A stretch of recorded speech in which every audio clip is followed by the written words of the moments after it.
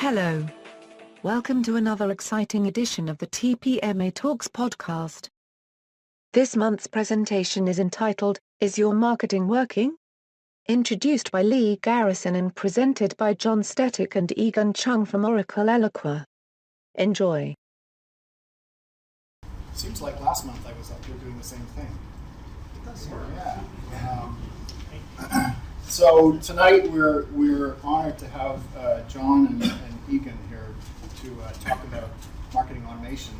And I just wanted to give you just a little preamble, sort of personal context.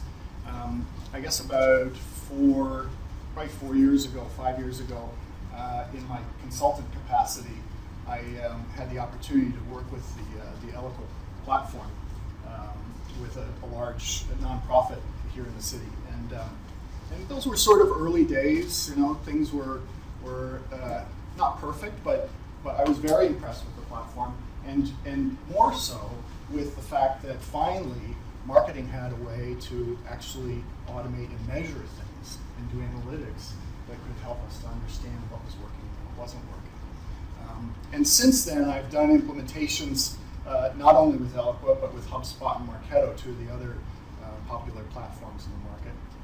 And I have to say that they've come a long way in a couple of years. And I was thinking about bringing in somebody to talk about this evening, and obviously wanted to give the local home team the advantage here. And so I'm grateful for you guys to come out tonight and talk to us about it. John, for those of you that don't know him, has been around almost as long as I have in the industry. But he's relatively new at Eloqua. He's just been there for 6 months. And he's leading the teams that are responsible for reporting and analytics, the Eloqua apps, platform and integrations, and the app cloud. Prior to that, you may have known him leading teams at Blueprint, or before that at Platespin and Novell. And one of the things he mentioned was that a large part of Platespin's growth when he was there was attributed to some of the things that we're going to talk about tonight. He says that an unrelated fact is that he raced a solar car across Australia, but I don't think it's unrelated. I think it's a testament to his sort of spirit of innovation and trying out new things in product management or otherwise. So welcome, John. Egan is a senior product manager at Eloqua and is a veteran there, has been there for 8 years helping to build up the company to what it is today. And he has been instrumental in defining a lot of the stuff that they're going to talk about this evening. The other interesting thing about Egan is that he has an engineering degree in applied math, but he actually started before he got into product management in the finance department. So go figure, right? Product managers can come from almost anywhere. So help me welcome both Egan and John, and we'll have a good session tonight. Thank you. Okay, so our goal here is to make this somewhat interactive, as interactive as we can make it. I will preface this. There's lots of slide content here, and if you, what's much easier than making your own slide content is stealing from other people. So I pulled a lot of the content from a lot of our marketing material and training material. So I'm going to walk through some of the things. I'm not trying to give you a sales pitch here. What I'm trying to do is just educate a little bit. The topics will range from sort of marketing automation, but more specifically, we're going to get into some theory around measuring marketing and measuring sales and marketing pipeline. So it'll be a little bit of like a math class, but also hopefully somewhat interesting, and different people might be able to share different stories that they've had. So I always like to get just a flavor in the room. So how many people today call themselves product managers who are here? Okay. How many people call themselves product marketing that are here? Okay, excellent. How many people call yourself both? All right, good. Okay, so the intent of this conversation is we sell a lot to marketers, so we sell to marketing operations people. We sell the users of our product to marketing operations, campaign managers. But really, what we thought was important here was for people to actually understand whether their remote is working or not. Go ahead. It was working before.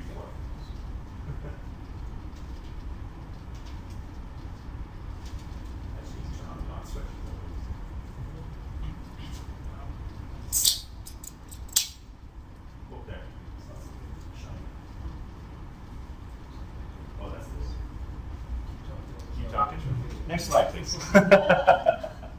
I'm 0 for 2 with clickers. I was on stage at an event last time and I couldn't figure out what button to press. It was rather embarrassing. So what we thought was important is that as product managers, that you want to pay attention to all aspects of your product. There was a great session that was done, I can't remember if it was last November or December, where April and Elizabeth talked about, are you the CEO of your product? Well, prove it. So a lot of times product managers are sort of sit at the vortex of sales and development and marketing. And in product management, especially if you're a technical product manager, you spend a lot of time thinking about agile and writing stories or writing good requirements and doing user inquiries and so forth. But you spend a lot of time in the development world and driving engineering forward.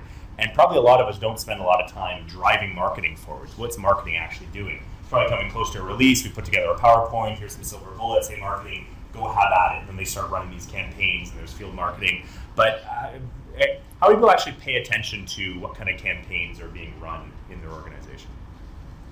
Good, excellent, good. And how many people can say that you're running successful campaigns? Actually, sorry, I just meant how many people can determine whether you're running successful campaigns? Yeah, okay, good, excellent.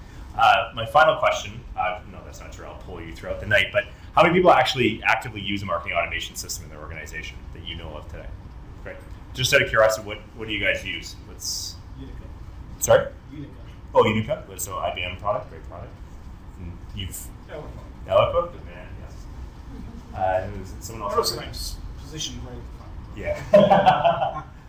Oh no, was there someone else back here? Yeah. I used Office Autopilot a few years ago. Oh, okay. California, small California. Oh, okay, cool. Okay, I'm familiar with that. So our goal here is just to give you guys a little bit of a flavor of what marketing automation is and how marketing automation can actually help you measure your marketing and understand how it's working. Our goal here is not to make you the overlords over top of marketing if you're not in marketing, but it's about being able to have an effective conversation about some of the metrics that should be driving marketing so you can engage with marketing effectively. So this is where I'm going to talk a little theory, give you some background about what we do. For those of you that are familiar with marketing automation, a lot of these stories might be fairly well understood. So if you think about the actual buying process, so we talk about the sales and marketing funnel. Typically, marketing was engaged at the front of things. Before the internet, really marketing was all focused about education and mass distribution of information and messaging. And then really the sales team was really the ones that were actively engaged in the buying cycle and in the selling cycle, maybe using some marketing generated content. But now with the introduction of the internet and people being able to educate themselves very easily, there's lots of content available online. Really what's happening is that marketing is actually now more responsible for driving people through all different parts of the pipeline. What's interesting, there's actually a recent stat that came out that says that something like 52% of all B2B enterprise software decisions are made before a salesperson's actually contacted. So when you think about the impact that marketing has on the actual process, it's really important that marketing is doing a great job up here. And so one of the key tenets that we talk about within Eloqua is being able to understand someone's digital body language. So it's what are the activities that they're doing online when a salesperson is not actually engaged with them or a salesperson has yet to engage with them that will be able to help you understand what kind of buying signals they're putting out. You need to understand who they are. So is this someone that meets the criteria of the type of people that you want to be selling to? And then how engaged are they, or what do they actually want? Are they looking at interesting content? For those of you, if any of this tweaks sort of your interest, actually one of our co-founders, Steve Woods, actually wrote a book called Digital Body Language, which is it's a really good read. It's an interesting book. We've actually modified this whole notion of digital body language to actually include sort of a third leg to the stool, which is called Who Do You Trust? And this now talks more about getting more of the social understanding of what people are actually doing. So imagine if I'm a salesperson and I've got a lead sitting in my salesforce.com and I can go see, okay, here's this person here. And then if I know who they are on LinkedIn and I can see who on LinkedIn that's linked into them, I can see who they're following on Twitter, I can see who some of their influencers, who's got high clout scores that are connected to them. It gives the salesperson a whole new dynamic that they can actually use to understand the buyer. So we talk about digital body language, of course, because when a salesperson is selling or someone's talking to someone trying to sell them an idea, you can read their actual body language. Are they sitting there in a meeting typing at their computer, or are they actually engaged in the conversation? or are you giving a presentation and they're yawning in the background, which I'm watching all of you to make sure I'm reading your body language. But really, the digital body language is then the online representation of that. So what a lot of marketing automation systems do is allow you to capture all of that and bring it into a system and then actually take action on it. So some of the things that you might want to do is, let's say, do email campaigns. So marketing automation allows you to do very effective marketing automation campaigns or email campaigns that can really actually start to drive to different channels. So just to give you guys a sense of some of functionality, and this is fairly common across most products. I will say ours is the best, of course, but there's a lot of core functionality that people have. So whether it's a case of being able to segment up the people that are in your database, so being able to define, here are my users, here's my prospects, here's people that have been actively engaged in my website in the last week, and you want to send special messaging to them. It's really about being able to deliver the right message to the right person at the right time, and you want to be able to use effective segmentation to do that. To be able to fire off customized email that has personalized content in it that would really resonate with those certain buyers, to be able to drive them to then submit forms and capture more information, drive them to different parts of your website to further explore, maybe send them white papers, being able to capture, quickly build up landing pages, being able to engage with them here. We actually have what we call a cloud connector. This cloud connector is actually, I think, sending out a tweet. So if they fill in some form and they register with Twitter, then we can send them out a tweet. So it's really about being able to integrate all the different tools that marketing has available to them. And I was just going to mention, part of the automation there is not just what you see in terms of mapping out the workflow and making decisions about which paths prospects are going to take through your campaign workflow, but it's also about, and not just defining the segmentation up front, but it's also about determining when somebody falls into that segment automatically, when they basically enroll themselves in your marketing criteria by virtue of the actions that they take. So as an example, somebody who has submitted a form today and opened an email, you may want to say automatically put them into this campaign and kind of flow them through. And so it removes a lot of the manual intervention that's normally required to launch a campaign. So we talked a little bit about being able to engage with them through email, through landing pages, a little bit on the social side, and then also being able to engage with them even through display advertising. So marketing automation platforms really started off as email marketing, and then started to get into more marketing automation and campaign management, and now are starting to grow even to touch on some of the display marketing or display advertising capabilities as well. What's interesting here that a lot of companies do is we try to pay attention to driving relevant content based on your digital body language, based on your profile, based on what the company knows about you. So, say for example, with this cloud connector here, which is using something that we call our ad focus product, we can actually display a display ad on a third-party website based on where you are in the sales funnel. So now you get actually very targeted display advertising content, and because it's all a real-time bidding process, you can determine, you can say, oh, hey, it's Egan, he's on HawaiiVacations.com. Is someone interested in paying money to display an ad to him? And then say, yeah, we are. Okay, he's like, 2/3 of the way through our sales funnel. This is the ad copy that we want to display, and that's all done in like 1/10 of a second. So I always think that's pretty cool what you're able to do there. The next piece is then being able to actually measure all of this, and that's really what's going to drive most of the content for tonight's conversation. We wanted to start. We didn't really want to get into the nuts and bolts of building campaigns and running all those different pieces, because a lot of people in marketing and campaign managers do that. But this is where we wanted to focus, because we think it's important for product managers to understand how marketing should be measuring their marketing efforts.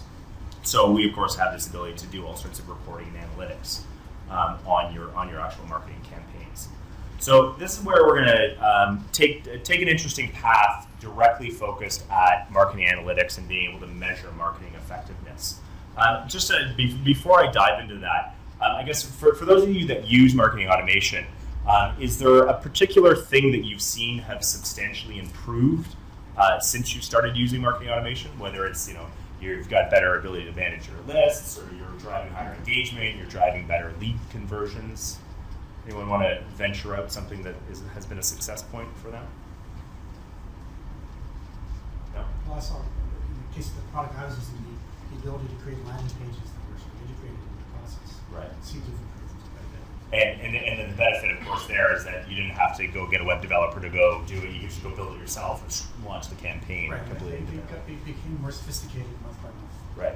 And then did that start? So were you able to then capture more data about people? Were you getting higher levels of engagement? Like, what did that end up It was driving? more easy to generate new kinds of campaigns. Like if you want to experiment with something, you didn't have to put in a huge amount of effort to try something out. Right. You try something Yeah, so it's sort of that fail fast philosophy where I'm not sure what's going to work. Let's go try it and test it out. So I'll share a little bit of a story from my past, which is at Platespin. So our VP of marketing, this guy Cadman, he was electrical engineer, so of course had an analytical mind to him. He was always about measuring the campaigns, and what he said was he used this termite mound analogy, which I was like, "What are you talking about? Termite mounds? Marketing? What are you talking about?" And then so he gave me a little lesson about termites, and supposedly termites will go and they start building little mounds, and then they see, "Oh, this mound over here is higher. Oh, I need to go help those guys." And then sort of they end up collecting from all around. So if you actually go see a termite mound out in the desert, anyone think they're going to be learning about termite mounds tonight? I'm taking us off topic here a little bit, but it's interesting. What you end up seeing is this big, huge mound in the middle with all these little mounds around them because they sort of started, "Oh, that one's not working. Let's go gel towards this one." And that was sort of Cadman's philosophy on doing our marketing spend is, let's run a bunch of these campaigns, let's run them quickly, see what works, see which ones have good return, do more of that. The ones that don't have return, well, guess what? We just did less of those, or none of that. We tried to stop that.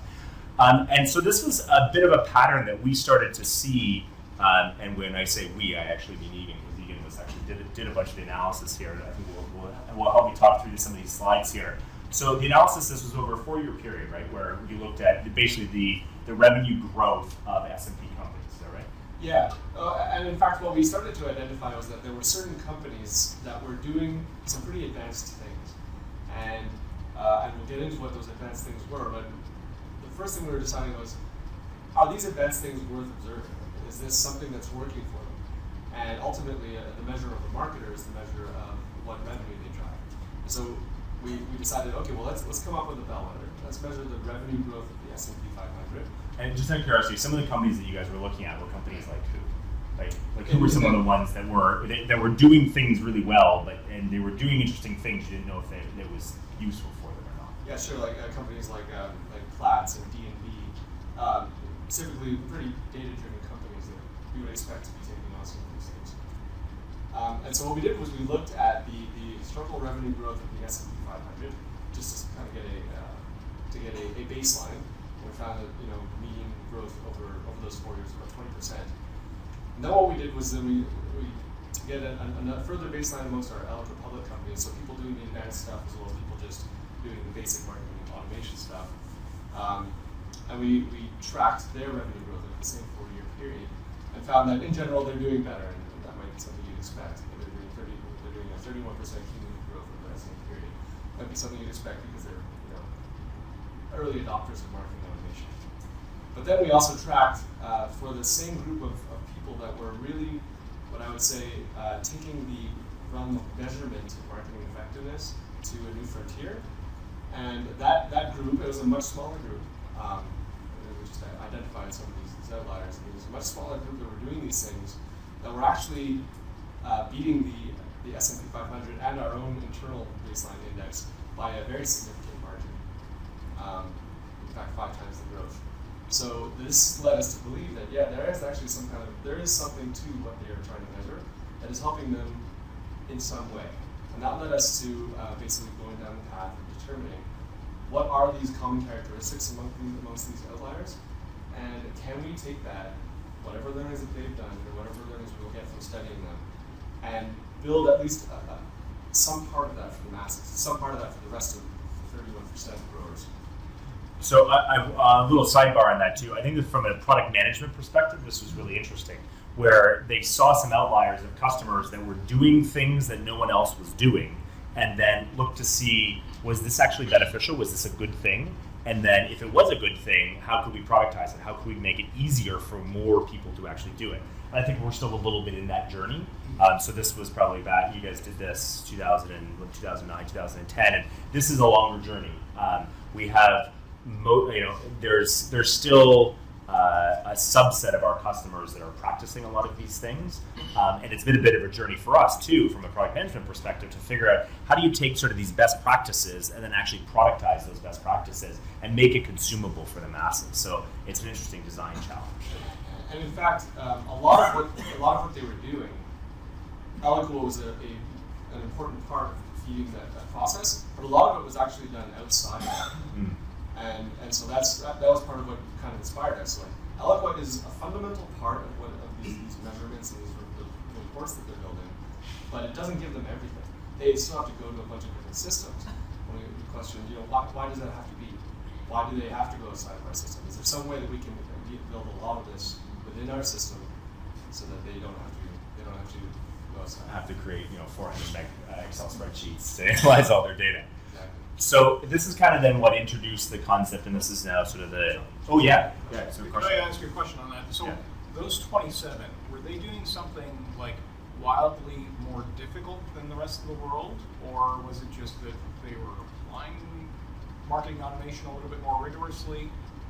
Any generality that you can? Yeah, sure. It was. I would say yes. It was difficult. It was difficult. So it's difficult, but I mean, clearly, if you want 5 times growth, then do the difficult thing. Exactly. Yeah. So, the first difficult thing was that they had gotten together and agreed on a set of definitions of how they wanted to measure things, and how they wanted to define different stages of the buying process.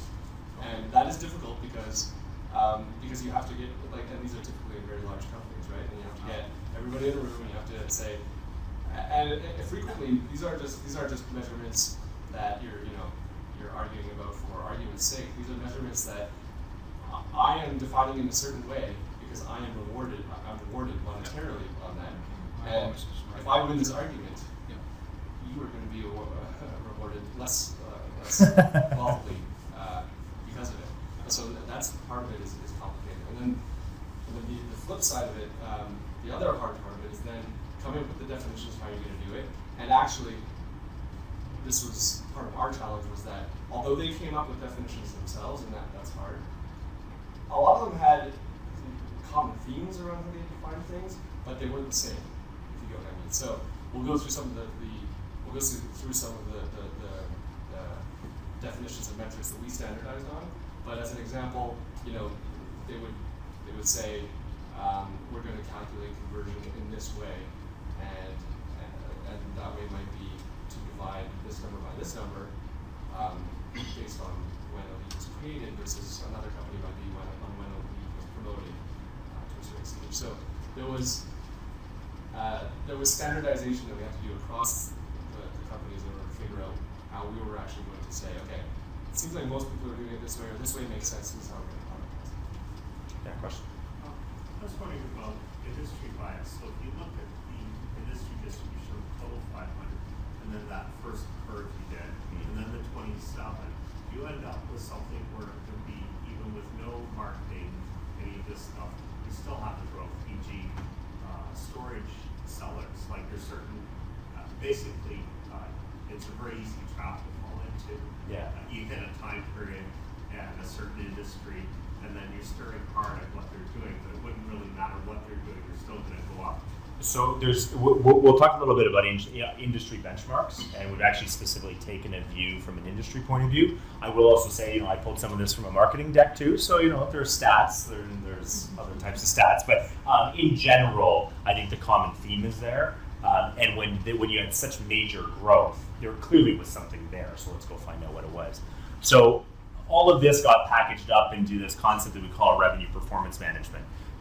Which, and there's another book here as well too. I'm giving you guys a whole reading list here if you want. But and really, what the notice was is that the business has a whole bunch of metrics that they run it on. If I'm the CFO and I'm having my monthly meeting with the CEO, I say, here are our financial metrics. Here are, based on GAAP principles. Here's how we are reporting as we're doing as a business. If I'm marketing, I come in, I have my monthly meeting with the CEO, and I say, hey, well, we're doing this great trade show, and we launched this new website, and check out these cool little pens that we got, and we generated some leads. And then the next month you come in and say, we increased our conversion rate and we are doing this other website and now we're doing this other trade show. And the CEO doesn't really have any numbers that they can hold marketing accountable for. And typically that causes a challenge where then marketing sort of gets pushed to the side of the important business decisions because they can't effectively quantify their activity. And so what we noticed was that there's a bunch of characteristics that some of these companies were using to actually qualify and measure their marketing activities. So what that allowed them to do is really go from marketing that's focused on, how many responses and how many clicks did I get? How many Facebook likes do I have on my page? Like, who cares how many people are liking your Facebook page? The question is what kind of revenue or what kind of engagements that actually drive it. So these guys are focused on sort of tactical metrics. These guys are focused on actually building a business. And so, as Egan said, a lot of the organizations that we'd looked at had really created something like a revenue steering committee where they were focused then on coming together between the executive team and then sales and marketing to agree on how to actually measure their business. And in big organizations, it's hard, but the stakes are pretty high and you've got good statistical samples of data to be able to drive this, so it's important you do it. In smaller organizations, it's easier to do because it's easier to get people together, but you don't necessarily have the sophistications of systems to be able to actually do it. So this is what one of the key learnings that we found was getting those teams in the same room to agree on some common terms. So this is now, so who's familiar with, there's a company called Serious Decisions that publishes sort of an industry standard marketing and sales funnel. Is anyone familiar? This is actually a bit of a modified version, but yeah, you guys are familiar with it? Great. So do you guys use terms like SQL and MQL and everything? Okay, fantastic. You guys can come up and do this part of the presentation if you want. Then. So the idea here is that, first of all, the slide's saying is that you've got marketing that focuses a lot on this with analytics and some spreadsheets, and then you've got your email automation system, and then this goes into some maybe some spreadsheets. Things get passed off, so marketing hands off a spreadsheet of, hey, here's all the people that attended this event last week, and then sales does something with it, determines which ones are leads, and then plops it in Salesforce.com here. Now it's a sales qualified lead, and then they start to drive it towards revenue. And so this is a reasonably ineffective process. So what you actually want to do is now quantify it and qualify it, where now you can actually start to have marketing automation driving a lot of these pieces here, and then being able to pass that information over to your sales automation systems over here. So suspect and prospect, these are people that, hey, here's a name. I'm curious to see whether they're interested. I'm going to try to market with them. I'm going to try to engage with them. If they do something of some level of engagement, what would be a good example of a lead score model from an engagement point of view? As an example, somebody who has visited product-related pages X times in the last 2 weeks, and maybe has attended a trade show at some point in their history lesson.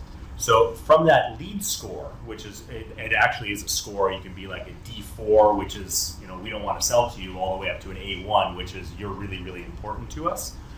We can actually start to determine, is this ready to be handed over to sales? And if it's not, let's continue to nurture them. Let's put them in some of those programs that Egan was talking about, the marketing automation programs are great at, to be able to send them out little pieces of information here and there, or maybe if they're visiting a certain web page, 2 days later, send them a white paper that relates to that web page to get them engaged. And if they take action on more and more of that, then their lead score starts to go up. And then if they stop taking action, their lead score will drop a little bit. And you want to measure their lead score on both the activities that they're taking and who they actually are. Is it a student just looking for information, or is it the CFO if you're selling accounting software? You definitely want to be talking to that person. And so that is sort of that digital body language concept gets captured in this lead score. So then, as you actually start to determine, yes, okay, these are now meeting the right criteria. They've got good scores. I can stamp them as they're a good marketing qualified lead. I pass it over to sales. Sales then says, yes, this is a good lead. Maybe someone in the telesales organization will call them, do some actual qualifying questions, and determine, there's budget, there's a product, or there's a project. And sales will say, okay, I'll accept this, and I'm actually going to go create an opportunity. And then sales' responsibility is for driving that opportunity through.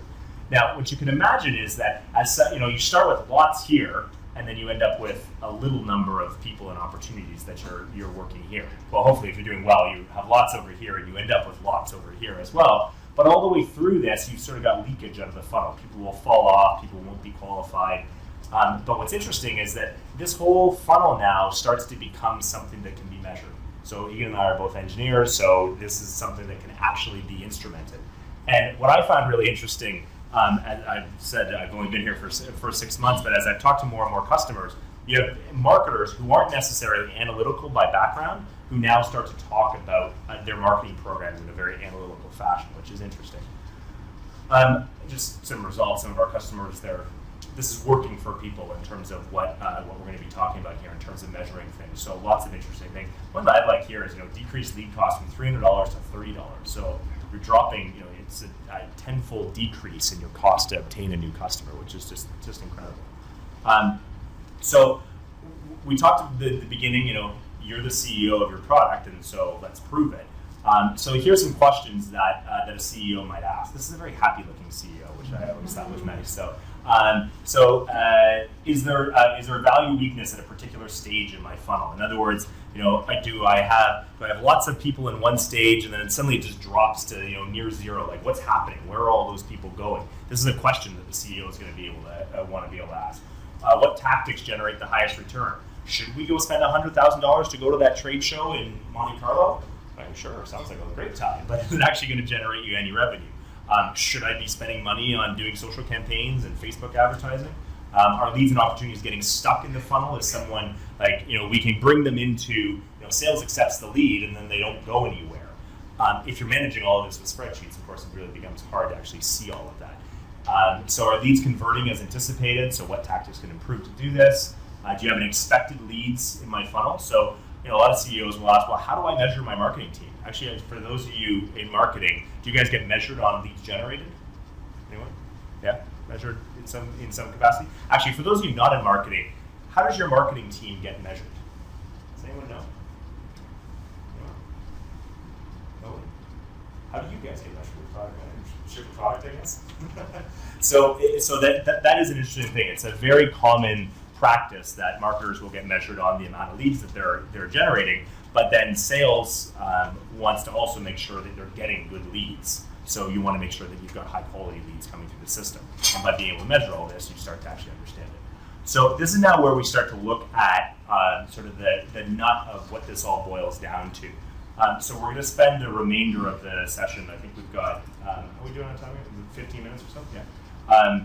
We're going to talk about these 5 revenue performance indicators. So I'm going to just give a quick hit on each of them, and then we've got a couple slides that will talk to them. And I think it starts to tie a lot of the concepts together. And Egan's going to give you a good sort of dive through some of those. So the first one is reach. So how many people do I have in my funnel, and how far, like how many people can I actually talk to? If I'm trying to sell to people and I want to be making lots of money, and I can sell to each of you guys, and you're worth $100 to me if I sell you something, and I want to make $10 million. Well, by doing a survey in this room, if this is what my reach is, clearly I'm not going to make my target because I just can't talk to enough people. Conversion, how fast are people at, or at what rate are people moving from one stage to another, or what's the conversion rate? Are you getting lots of leakage from one stage to another, or are people getting stuck? Then the velocity, actually I should say that, so then the value is basically all the people that I can talk to times the rate at which I'm converting them times what my average deal size is. That gives me my value of my entire pipeline, not just what sales is forecasting, but mathematically modeling everyone that I'm talking to.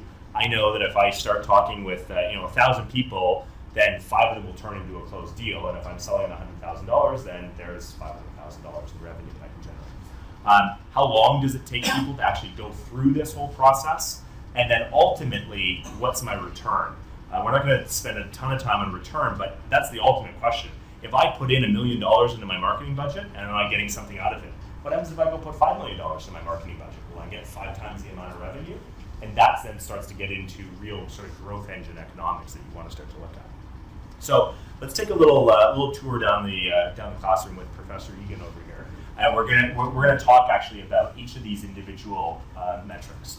What's interesting here is I pulled these slides. These slides are about 1.5 years old or so. we're actually in the process of now completely revamping a lot of these dashboards. There's some good science here, and it was clearly good science and good analytics that was led by some of our top tier customers.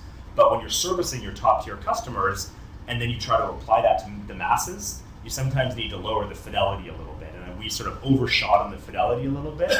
So you guys get the more complex version. We're now working on the simplified version. So I'll let Egan sort of drive through the rest of these, and I'll interrupt him as we go. Sure. And so Charles, one of the things that I talked about the difficulties that what was it hard was the question, and I talked a lot about the sort of negotiation problems that people had. But one of the technical problems that they had is actually one of the biggest things we were trying to accomplish, which is the difficulty of getting a full picture of all of these metrics across the entire buying cycle, right? So historically, people have been able to do this on the sales side without too much difficulty because it all resides in one system. You have Salesforce automation or your CRM system, right? That's where you have all your opportunities, and you have all that data from the point at which an opportunity is created all the way to the close. Well, and typically from there, you can also associate it back to the very earliest campaign that prospect ever touched, but you have no visibility into what happened in the process towards getting them to be qualified. Likewise, in Eloqua, people were able to determine all the path that allowed them to get to the point where they were ready to get passed over to sales. And then ultimately we were able to say, okay, and also this eventually closed or it didn't.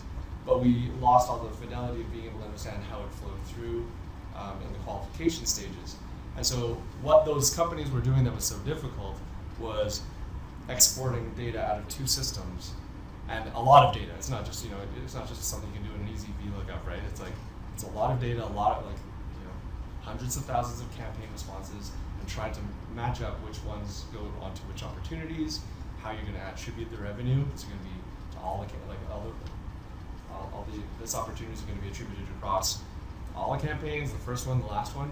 So this is these measures. The difficulty was really getting these measures across from the beginning all the way to the point where the opportunity closed.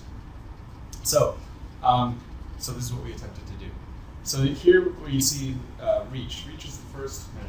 Reach is really when you're building out a revenue forecast for anything, or you're building out a financial plan, the first thing you're trying to do is determine what your total addressable market is. And so, oftentimes you do that exercise with accounts and companies.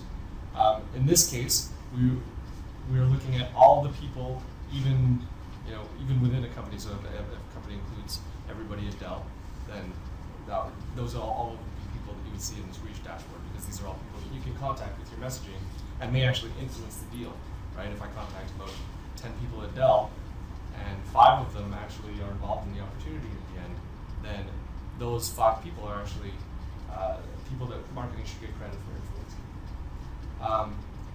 And what this really helps to measure at the grand scale, so the total reach of your entire marketing database, is, am I actually growing the topmost part of my funnel, the complete audience, at a fast enough rate to keep up with the deals, the revenue targets that I have to close.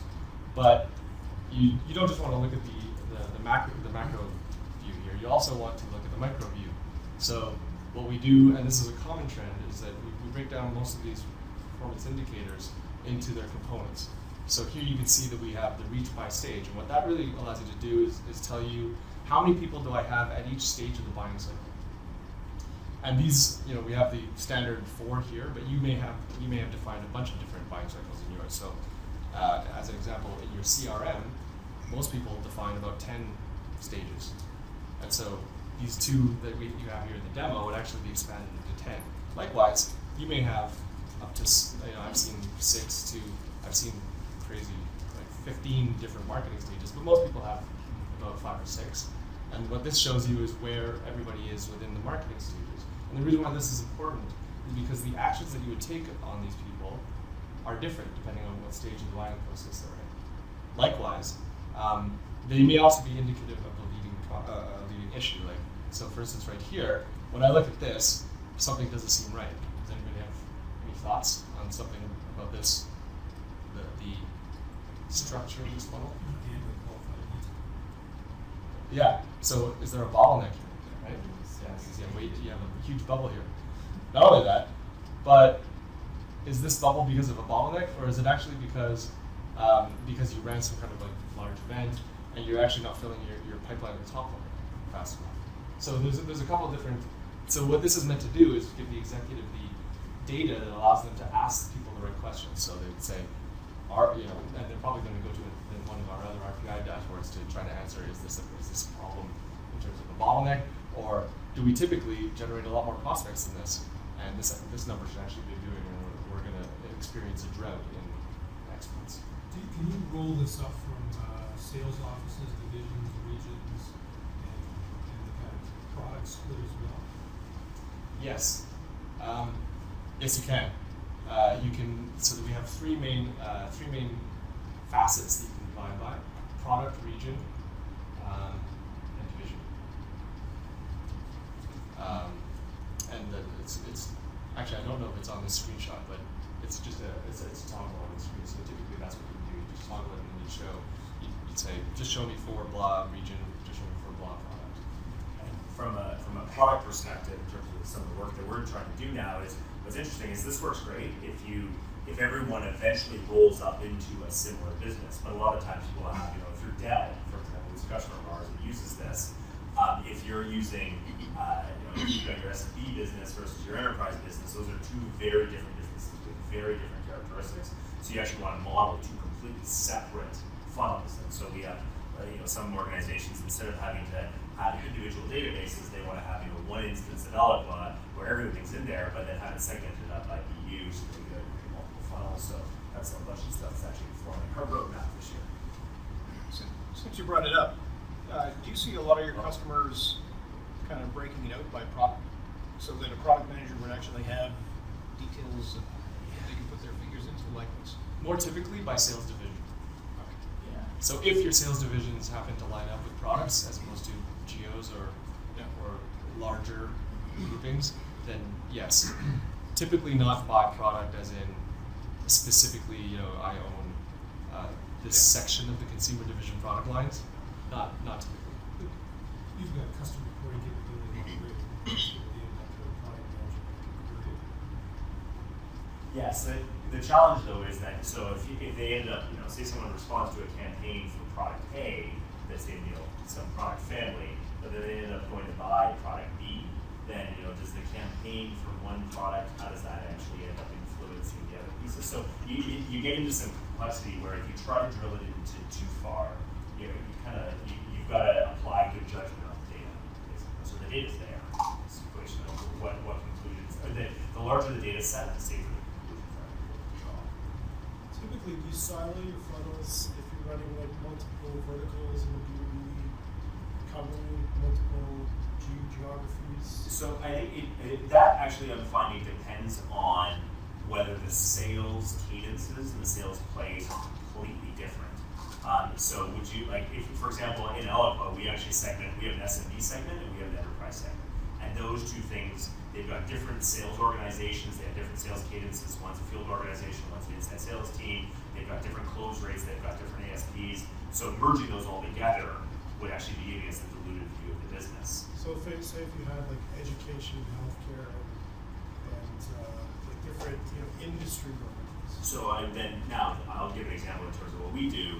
We sell to different industry verticals, but usually all of our industry sales are typically all enterprise sales. So we have an insurance business. We wouldn't track that as a separate funnel because it's an enterprise sales cadence. It has similar length to close. I think it really depends whether the sales activities are substantially different across those different verticals. That's exactly right. And essentially, how many people here use Salesforce.com? Okay, so are you familiar with opportunity record types? You consider the Salesforce nerd, so. Okay. So essentially, if you use a different set of funnel stage definitions, then you should use a different funnel. So if, as an example, if it never goes through inside sales, if it gets qualified, if the lead gets qualified as enterprise, and every enterprise qualified lead completely skips inside sales and goes directly to a field rep, then that means that one entire funnel stage is removed and is different than what you do under your SMB. then by definition, like in implementations, I say you should set up a 7-month funnel for that. Did you guys have some comment? So B2B market, right? We obviously market to individuals, but with the sales funnel at one point, it becomes account sales companies. Then you reconcile your pipeline. Yeah, that happens. That happens between qualified lead and sales accepted lead, because that's when the opportunity gets created. Say like a company has multiple individuals who attend a trade show, and so you just reduce your pipeline to just the single company. That's right, and this is actually one of the problems that many people were facing when we get to, I don't know if that's my next one, conversion. Yeah, conversion. Is that conversion typically, so when people measure conversion, they were never able to do it from the top to the bottom.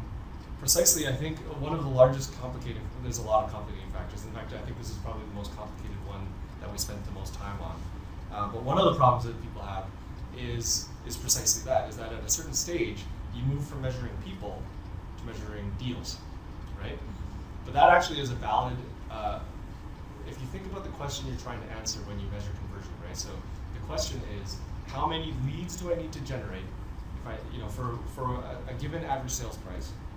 My revenue target is $10 million. How many leads do I have to generate in order to get that $10 million?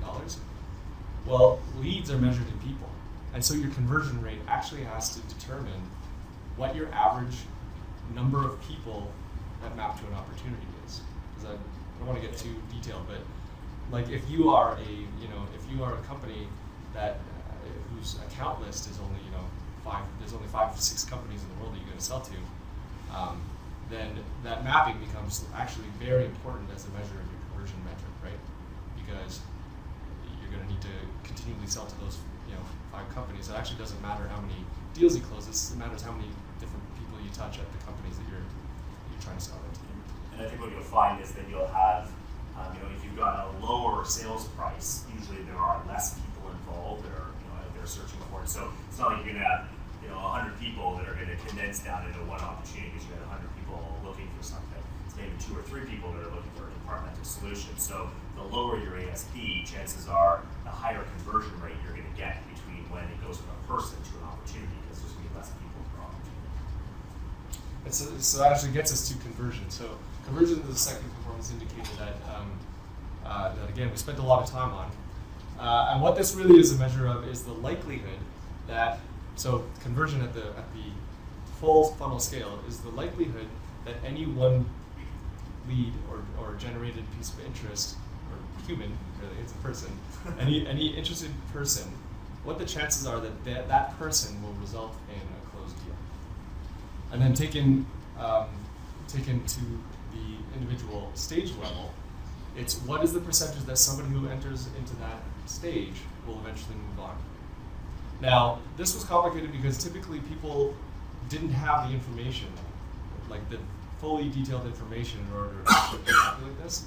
And oftentimes what they end up doing is they do some kind of back of the envelope calculation, which is, how many, if you wanted to calculate your conversion rate from, stage E to stage D, you would say, how many stage E leads did I create?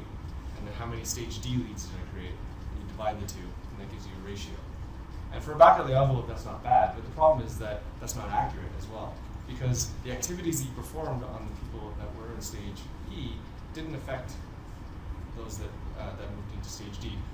The example that I give that usually crystallizes this for people is a graduating class.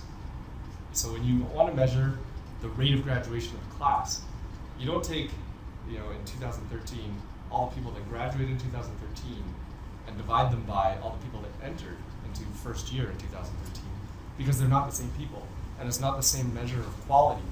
So the people coming in 2013 may be terrible quality, and the people leaving who came in 2009 may be fantastic quality.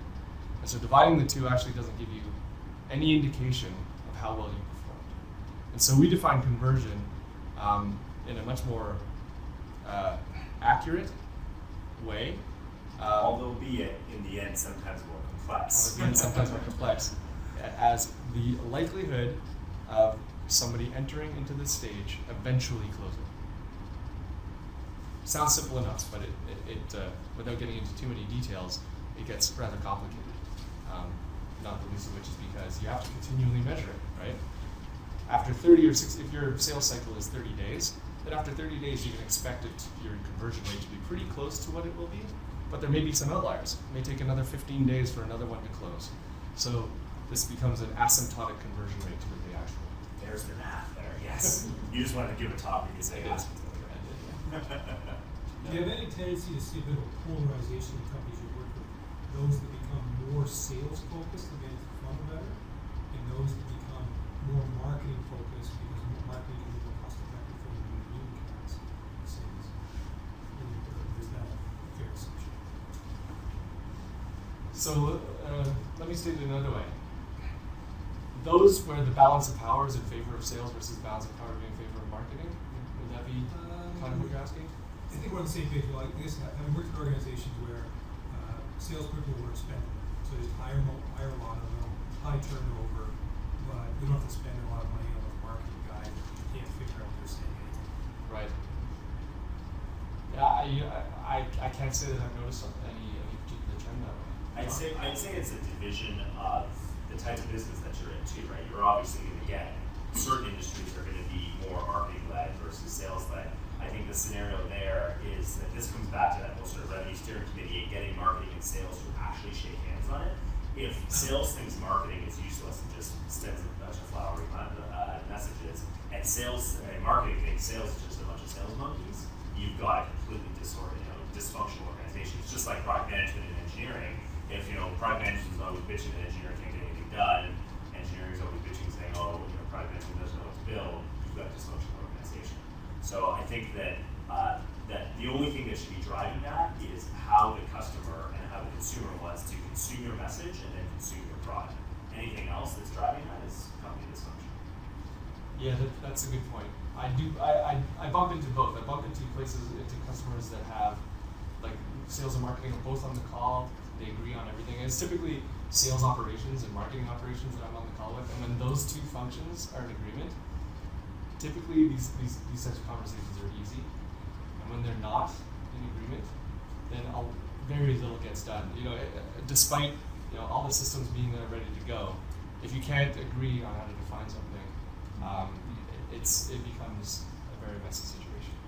There's actually an interesting example that our boss uses where this whole lead scoring engine is usually a very contentious issue that how do you score someone as an A lead versus a B lead? And so what our boss advises people to do is actually marketing, go turn on lead scoring and actually only start passing over the leads that you feel meet that right criteria to pass over, and only pass over the A and B leads, or the case might be.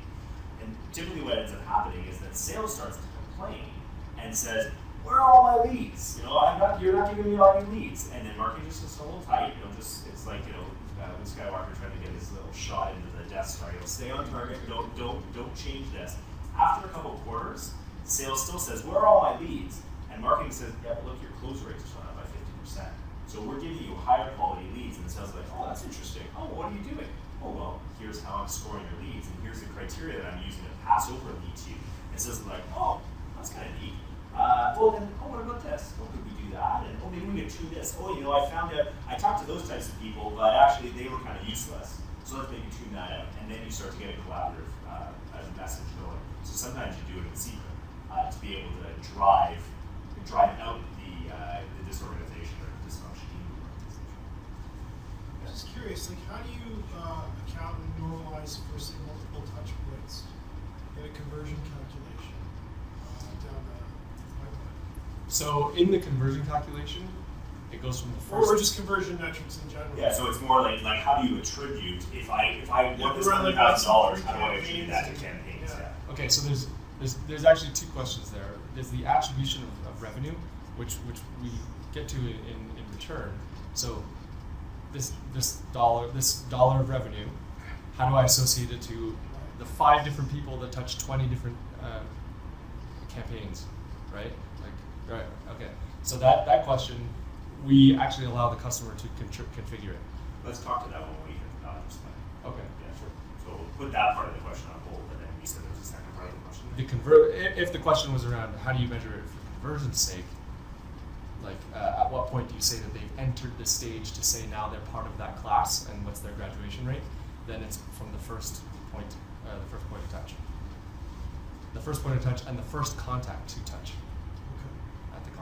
at the account. Right, so we're on the third RPI. So we had reach, conversion, and now we're on value. Or on value. And if you think about it, what we're really doing here is precisely what you would do if you were building an Excel model to predict, to forecast or model your revenue projections. You would first come up with the number of people you could touch, the likelihood that any one of them would end up in a deal, and then what you can then do is apply just a weighted dollar multiplication to figure out what the value is at each stage of your pipeline. And that's just, it's very similar to what you do in SFA forecasting, where you take all your opportunities at the different stages of the sales cycle. The ones that are just about to close are worth more than the ones who have just, we're just starting to qualify. And all we've done is we've extended that back into the marketing stages. So somebody who has responded to an email, although a very infinitesimal likelihood spread across everybody that could eventually close, has a dollar value associated to it. It may be 1/10,000th of your average sales price, but it's there. And once again, you can break that up, and it's important to look at this, and you can see here where we have the same problem where we have too much dollar value, and really this is like a translation of saying, how much do I have in my pipeline? What dollar value is at risk at any given point? The fourth one here, so now we've gone over reach, number of people, conversion, which is likelihood to close, value, which is dollars in the pipeline, and then this fourth one here is velocity. So velocity is actually the speed with which people progress through the funnel, right? Because all of that other stuff is a point in time. We know that eventually it will close, but what a CEO really wants to know is, am I going to hit my target in period X, in period Y? And so what the velocity allows you to predict is, when should I expect this pipeline to close? So if I have 20 million weighted pipeline in this marketing stage, and if my my velocity is that it would take 6 months in order to get there, then I could apply that revenue, the likelihood of that revenue closing in 6 months. So that's really what velocity is set to. And once again, you would want to break the velocity down in terms of the different stages. And here we also have in terms of the distribution, because right now you would be looking at it sort of as an average, but of course some deals close in 1 week, and some deals may close in 6 months if you have what I would call a not very finely tuned funnel, in that it really depends. You have no idea, right? So then the spread of that might be spread out over the course of 6 months. Or if you have a sales process that is by the clock, Swiss train running, then you can pretty much accurately, if this histogram is kind of in the middle, then you can pretty much predict that anything that's in stage X right now will actually take 6 months to close, and we shouldn't count on anything until then. So there's an interesting little nugget there, is that actually by looking at this histogram, the more lumpy that histogram might be in double peak, then the less predictable your calculations, like the less predictable your forecast could potentially be. And as things start to move towards the norm, then the more predictable it ends up being. Sorry, what would you say is your cutoff in terms of your sample size for, customer base, in terms of accuracy and velocity, right? Because if you have 4 or 5 companies, then one company signs on quickly, and it just sort of blows out. Well, yeah. Right? Well, so this is a measure of within one company. No, I know what he's saying. You're saying how many people. Yeah, if you're only selling to 5 people, or if you're only selling to 5 companies, if you're Airbus, right. What do you I don't think Airbus is a customer, so we don't have that problem right now. But there definitely, I think there needs to be a statistically relevant number, and that statistically relevant number, I think, really depends upon the scenario. Well, you can also, in terms of how we would suggest, you can actually change the time frame here. So you could expand it to include more deals by virtue of including a wider time frame, and trying to get a more accurate measure there. But certainly, if and that kind of mathematically follows. If you have a small sample size, then the variability is going to be much greater. Okay. Was that 20 minutes you gave us with the double, or is that just re-emphasizing? Divide by 2. So. Okay. Oh, we each get 10 minutes, but we have to talk together. We're each at get 10 minutes in parallel. Perfect. We're at the end here. So then finally return is really a measure of, it's that ultimately looking at of all the dollars that I spent in a given period, how much money did I get back in terms of sales? And that's marketing dollars to ultimate sales. And the way what we do is we actually allow our customer to determine what rules do you want to set up in order to determine how these dollars were actually spent to acquire each of the leads. And the common themes are, I just want to spread them out evenly, so everybody who touched. Which we call peanut butter. Yeah, the peanut butter method. Just smooth it out. Anybody who touched any campaign gets an equal amount. Some people like to attribute more to the beginning, more to the end, and you can configure it however you like. So most customers go for the peanut butter to start because it's the simplest, and you can be sure that you're not missing anything. But some customers experiment, and it's a good idea to experiment because obviously this is still an evolving science. And actually, there's a good sort of like background story in terms of something that we're trying to figure out. What we used to do originally was you had to pick which attribution your model you wanted. On the very first piece, you sort of picked it, and then once you set it up, that's the way it ran. You couldn't change it. Now you can change it, but so if you run an experiment, you're going to say, like, I'm going to experiment for a while, I'm going to choose this attribution model, and the next month I'm going to switch to another attribution model. And really what we found, and this was what we found by sort of iteratively working with the customers, is actually they want us to be calculating all the attribution models and storing that data, and then they can pull it up from time to time. The other thing where the peanut butter solution actually works out well is that there are some campaigns that you're doing that specifically targeted people early stage in the funnel. So if you're only going to associate the first touch point with the campaign, but you've got middle of the funnel nurturing campaigns, those things, even though they're very valuable in moving people forward, they don't necessarily get any revenue attributed to them, which is kind of silly. So that's why, or at least in a lot of the conversations I've had, people are starting to go towards just this peanut butter model. So a little quiz here. Out of all those, we went over return, we went over velocity, conversion, reach, and value. Which one do you think our customers have the hardest time agreeing on the definitions for? Conversion. Return? It's return. Yeah. Is that going to be your guess? I would say Value? And the reason why, anybody have a guess? The reason why? cost allocation. Cost allocation. Yes, that's precisely why. The debates that go on about what to include in the cost are epic. Is it just program spend? Is it program marketing spend? headcount spend?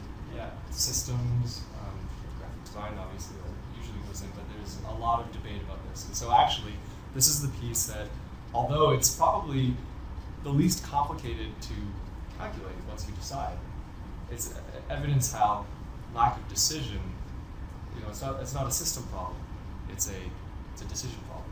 And that lack of making a decision ultimately is probably one of the hardest hurdles that our customers have to overcome. And I think what we found is that where people have become successful is they've picked something and they've remained consistent for a period of time. And then it's the comparative understanding rather than the actual finite value. It's, are we getting better? Am I getting more return out of my marketing spend? And that works well, yeah. I keep preaching exactly that. So that's great to hear that message reinforced, but also like your input on what are the costs you would recommend marketing? I'll leave it to the veterans. So here's the catch-22. I recommended for a long time that people actually take their they actually request from finance that they take their quarterly marketing expenses, and what they do is they actually allocate.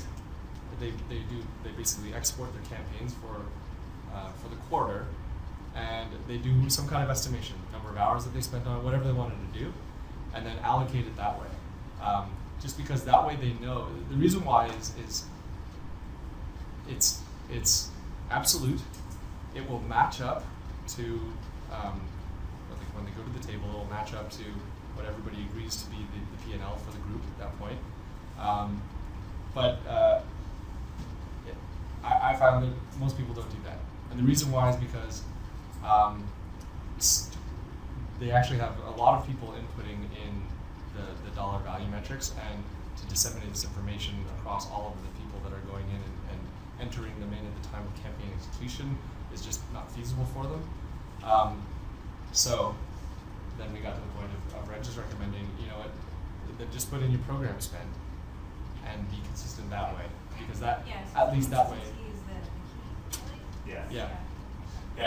The way I kind of like to think about it, this is coming sort of from my Scrum background and using story points for sizing stories as opposed to hours, is that just pick something and size it relatively. Not that I'm saying you use story points for the cost of your campaign, but just pick something where it's somewhat accurate between different campaigns and it's a relative amount.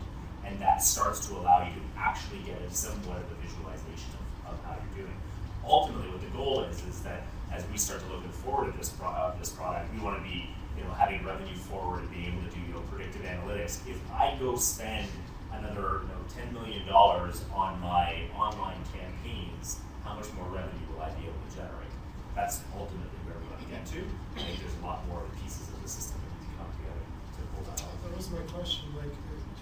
Is this able to forecast, say, incremental revenue on a particular marketing campaign? So not an rich analytics thing. Switch to that last slide, I think. Which, this was the benchmark question of the industry pieces. So we actually, because we're a cloud-based solution, we're able to actually take data across all of our customers that are tagged by industry, aggregate it, and then pull out what the metrics are. So what is a good conversion rate if you're in the if you're in the B2B software industry, or if you're in the sports and entertainment, what is good? As a CEO, you probably don't know what that answer is. And there's lots of surveys out there that sort of say what a good conversion rate is, though usually when it's survey-based benchmark data, there's always a higher bias because people report they're doing better than they actually are. Whereas this data is actually generated by, we have about 10 billion transactions a day that are processed through Eloqua in terms of web page visit, email open, all that kind of stuff. So multiply that by a couple days a year, and that's a lot of data that we're averaging this across. So you can start to see how you're doing as peers in your industry. So that's how we talk to some of the industry piece. But the other slide I want to show. So as Egan said, you can kind of, if you were to build this up as a model, I pulled in just sort of a quick Excel model that I did just to sort of demonstrate that actually a lot of this isn't rocket science. The trick is so all the orange here are inputs. I'm not going to walk you through all the details, but thanks. But this is just some Excel pieces. But what's interesting here, so I put in average selling price. That's reasonably easy to find out. How much money am I trying to make in fiscal year? This is a business that starts at Q1 and then I guess goes out of business at Q2 here. So I've just made it so it ramps sort of up and down. So I need to generate $10 million the first year, and I need to generate $15 million the second year, and then I guess I'm shutting her down. And so average selling price, that's easy. Bookings, that's easy. Now, what are my conversion rates? Well, that's a little hard. You're going to go stick in some numbers, but unless you're measuring that, it's really hard to understand what you're actually doing. And then this here is the velocity as you move from stage to stage. And unless you're tracking that, it's hard to know what that is. You could probably take a rule of thumb. Well, in general, it takes us 6 months to close a deal, so it's not a bad summary. But the rest of the math is actually all pretty straightforward, where it's just basically saying, if I'm going to close, if my velocity here, my total velocity is 5 months, which means if I generate something at the end of Q1, I've generated 3,200 prospects. That means those aren't going to close until the beginning until Q3, where I'll actually get 100 closed deals, which times the average selling price of $25,000 gives me $2.5 million in this quarter, which is what my target is, and then I'm going to generate the remaining 75% of my target here. So really, this talks to sort of that class perspective that Egan was talking about, where the first years enter here at Q1, and then they graduate in Q3, where they sort of become a closed deal here. like I said though, the math behind this is actually really, really simple. It's the inputs that go in and being able to have that system that allows you to actually measure it. I switched this slide because I wanted to answer your question, but now I actually forget what your question was. Can we predict revenue? Yeah, so can you predict revenue? Incremental revenue, not like all your whole marketing spend in the whole marketing program. If I go to my CEO and say, I want to do this campaign based on last year we ran something similar, I predict that this will get us a 30% ROI on marketing. So I want to spend $100 grand on this campaign. It's going to give us $130 grand back. Do you have an answer for that? Well, yeah. So basically, the pieces of the pie that we put together there are the building blocks of a model that can predict that, right? Because you say, I have done a campaign like this in the past.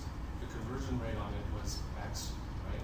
It generated, I put in so many prospects, and X eventually ended up converting, and it took velocity was, whatever it was, 6 months, and so I would estimate that by injecting this amount of money in it now, in 6 months we should be able to see revenue of Y. Yeah, so it's about knowing the conversion of that campaign, knowing the cost of the campaign, and knowing what the reach of that campaign will be in terms of then the number of prospects that it will actually generate, and then to the velocity, what time it takes to actually generate that revenue. So you need historic data for that, or You should use this historic data for that. is there a way around that? Yeah. Like if you're a brand new customer, Right. like that, because we plugged into that. So one of the big problems is that when customers first come on, they want it to predict revenue right away. But of course, the system has to learn what the specific characteristics are of your business, right? They use industry benchmarks. You could, yeah, you could, and that's what people do now, right? That's what they do now. Yeah, and, in Platespin with our sophisticated termite mound model that we were using, we started with a spreadsheet. Like, this is kind of what we did at Platespin, was like, okay, let's see how that goes in the next quarter. Oh, let's tweak this, let's change that. And then you start to go, and then once you've got real data, then you can start to really make it work. Yeah. So to build off this question in creating brand lift based on an assumption. So you spoke about the assumption. So let's put it in a real life model. So in 2012, you went to a conference, you had a small booth, and you generated 500 leads. Okay. So I want to say we need to get my argument. I need $100,000 to get more marketing spend. We're going to have a bigger booth in this conference, center stage, and I estimate we're going to get this. Right. Can I use this model and plug in various assumptions that are, what the conversion rate, we have increased it. So last year we had 5 reps, this year we have 10 reps, to build a stronger argument as to why I need to buy for that marketing spend. This is how that capability. So the inputs are sort of the inputs that you see here in terms of what your conversions are, but it ultimately comes down to the question is, and this is now where just good marketing know-how and is that if I spent $1,000 on a 10x10 booth, well, that's a pretty cheap 10x10 booth at a trade show. So if I spend $10,000 on a 10x10 booth, am I going to be able to generate 5 times the amount of leads by spending $50,000 on a center stage booth? Right. And that's more like the product. Unfortunately, can't tell you that. That would be great if it could. But that's now a case of what is the quality of the event? What are the qualities of the leads that are coming in? Because the other thing is that I think what you need to be paying and actually here's how the product can help you a little bit is that you generated 500 names. How much revenue did you generate from that event? That's the important thing, because if you generated 500 names and the conversion rate was 80%, and that venue has an attendance of 80,000 people that have reasonably similar buying characteristics, then go spend 5 times more the amount of money and go capture more of that. But if you're going to CeBIT in Germany, where basically everyone who powers on a computer goes to the trade show and is interested in 50 million different things, maybe there were only 500 people at that event that were actually interested in you, then that becomes a little bit more of a dangerous gamble. So it's about the demographics of the attendees and then the revenue generated from last year's session around that. But I think should be paid attention to. Like what this really gives the CMO the power to do is approach the CEO for budget in a way similar to the sales exec would. In that, I know that if I hire, the sales exec would go and say, I know that if I hire X reps, the most likely output of those reps is Y based on history because we have a budget, we have a bunch of reps, and that's just what they produce. And the CMO typically has never had that degree of reporting that would give the CEO confidence in order to be able to agree to that. And so what this is meant to do is at least provide a foundation for understanding what the possible outcomes are. So the CMO could go and say, listen, I need X amount of dollars in order to get a trade show booth. And historically, this is what we've done. I actually have metrics that match up to the revenue dollars that we've actually produced. And so you can expect the results of this to be to X and Y based on previous empirical results. I wouldn't say empirical, but So we'll stick around a little bit extra for some questions. I don't know if anyone's got kids they got to get home or trains to go get, so I want to be mindful of time. So we'll stick around and answer a few more questions as well afterwards. So thank you very much, guys, for your time. The TPMA would like to thank its sponsors: 280 Group, Macadamian, MyX, OneDesk, Pragmatic Marketing, and Wild Apricot. Our podcast music is influenced by Probos. Available at indiefeed.com. Digital voices by iSpeech.org and neospeech.com. Thanks for listening. And don't forget to join us again next month for another exciting TPMA Talks podcast. Goodbye.